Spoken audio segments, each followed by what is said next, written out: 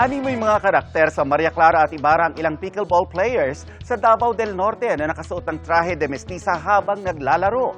Ang mga manlalaro naman sa Cebu, pinagsabay ang laro at pag-awit. Iyan ang Papa Good Vibes ni Jonathan Andal. Hindi lang bola ang na-double hit ng pickleball players na ito sa Cebu, pati nota ng mga kanta, kuhang-kuha. Di bali ng matalo, sureball namang 100 sa karaoke.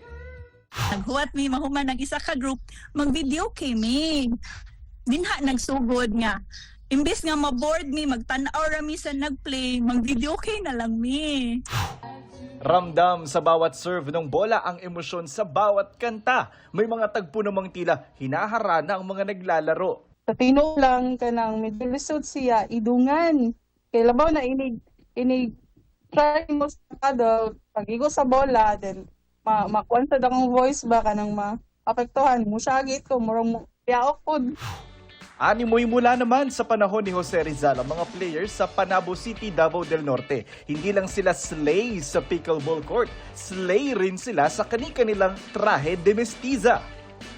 Para maiba po, para aside sa kaon ko, butangan ng tuglingaw, magsuot sila og ang term ato is wear the wrong outfit sa pagdula, no? So, makita na to mga Filipiniana sila.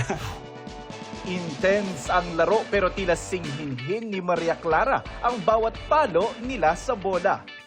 Ito raw ang paraan nila para ipaalala sa mga Pilipino kung gaano kayaman ang ating kultura.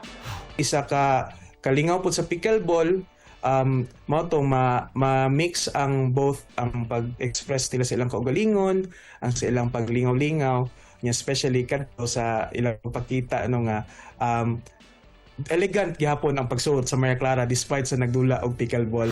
Jonathan Andala, nakatutok, 24 oras.